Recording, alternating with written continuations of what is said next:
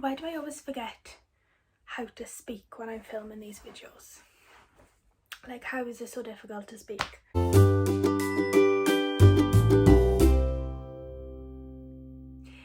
everyone, I hope you're doing well. I've decided to film a little bit further back today. We'll see how it goes. I hope you can hear me fine. So today I thought I would film my first book haul for my YouTube channel. I've done a book haul for January and February on my Bookstagram, but I haven't done one on YouTube yet.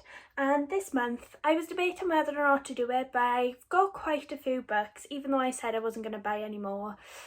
To begin with, I'm just going to dive straight in and show you the one that I'm most excited about this month. I collect the Stephen King Rainbow Hoarders and I had 3 left to collect. I ordered A Hearts in Atlantis back in either the end of January or the start of February on Amazon, but it was the Spanish Amazon and it was only about £10 and I was like, oh, is it gonna come, is it not gonna come? And it said that it was due between March and April, and lo and behold, it's still not here. So when my friend Horror Hand, if you're not following her already on Instagram, make sure you do, she's super lovely. I'll leave her link in the description. When I saw that Hannah was selling some of her collection, she very kindly messaged me because she knew that I was interested in Hearts in Atlantis. So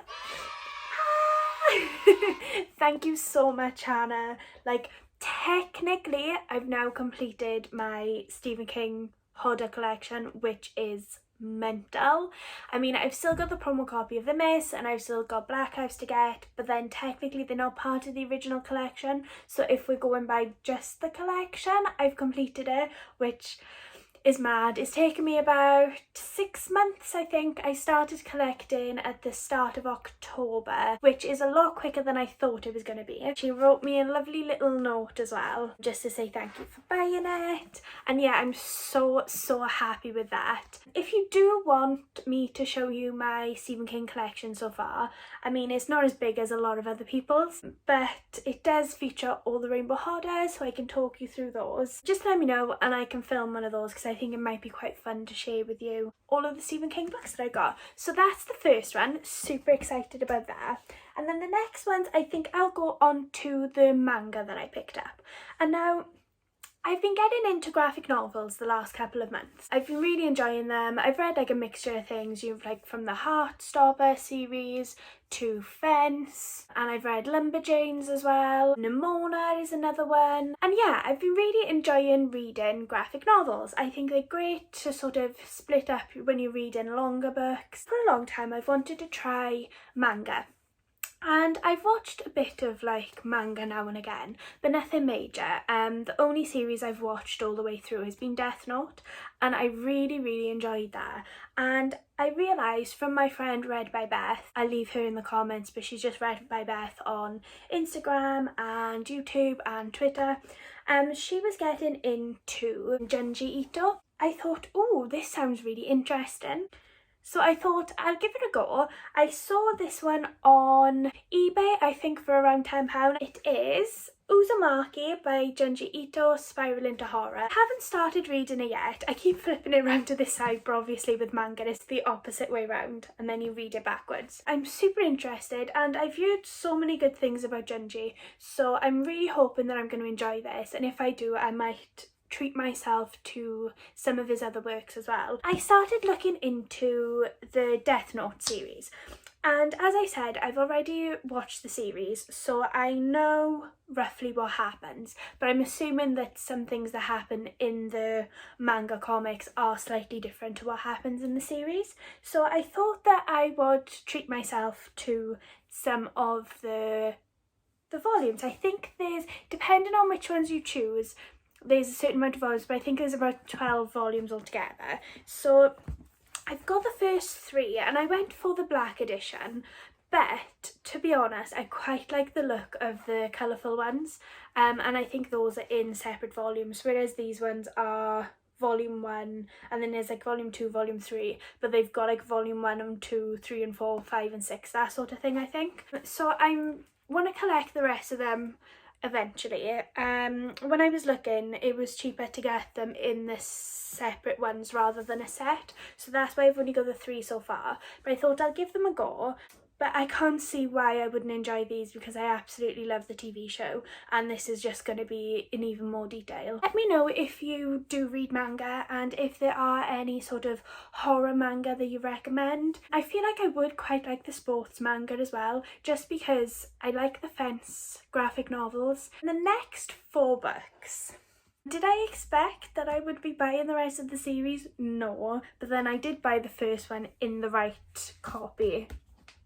Just in case, and that is the A Court of Thorns and Roses series, and I'm absolutely loving these books so far. So I bought this one for my overhyped book series, and because I enjoyed it so much and because I wanted to see where it went on to, I bought A Court of Mist and Fury and I just devoured this book. So then I bought A Court of Wings and Ruin, and if you can see, I'm about, I thought I wasn't that far in, but actually I'm 210 pages in, so I did read quite a bit of it, but then I stopped, you know, when you just have like other commitments, and I haven't picked it up yet because I've got a couple of books that I need to read before I finish reading this one, but I can't wait to dive back in. To be honest, this is the only thing that I want to read, and I'm kind of bummed out to the fact that I left the other books to read in between, but it's okay, it's my own fault. And then I didn't buy the rest of the books yet because I thought I'll just buy them as and when I read them, like after payday. And my friend Linda, she kindly surprised me with A Court of Frost and Starlight the other day. She literally just messaged me and she was like, just to let you know, there's going to be an Amazon package arriving at your house any minute now. And it was this. Oh, and she's honestly like the sweetest. So I'm so excited to get around to this. I think we're probably going to read this one and possibly the next one as a buddy read. Honestly, if you had told me at the start of the year that I would end up being Sarah J Maas trash, I wouldn't have believed you. But here we are, and it's growth. I feel like it's good to admit that you thought something was overhyped, thought you wouldn't like it, and actually you do like it, and that's okay. Last set of books, these are all ones that were sent to me by the publisher. So full disclosure, I didn't pay for these, and they were, I say gifted, but they were an ad PR copy in exchange for reviews. So I'll start with the first 2. And these are part of a series, and they're by Ben Oliver, and it's The Loop and The Block.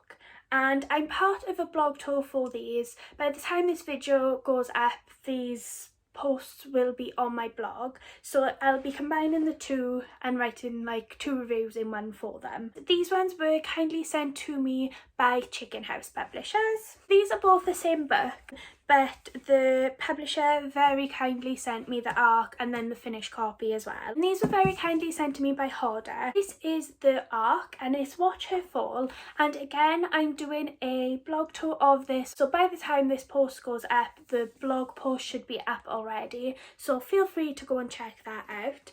And this is a crime thriller novel. This is the hardcover. I couldn't believe when they sent the hardcover as well, like how cool is that? So I'm super excited to share my reviews with you on these. Obviously I won't talk about them in too much detail at the moment, but yes, keep your eye out for those. And then the final one, this was sent again by Hodder, but it was unsolicited, so I didn't request it or ask for it.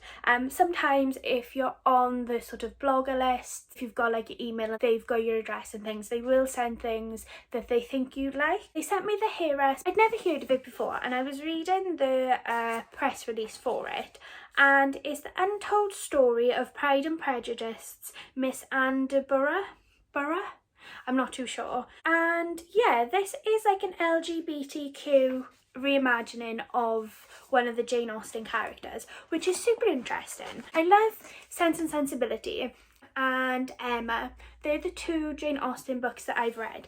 I've never actually read Pride and Prejudice before, so I can't read this at the moment just because I won't understand the characters, that sort of thing. Obviously, I'm super grateful to have received this, but as it's unsolicited, that does mean that you don't have to review it straight away. So I may pass this on to somebody, potentially if there's someone who really loves Pride and Prejudice, especially if they're LGBTQ as well. Because I haven't read Pride and Prejudice, I'm not really sure who the character is.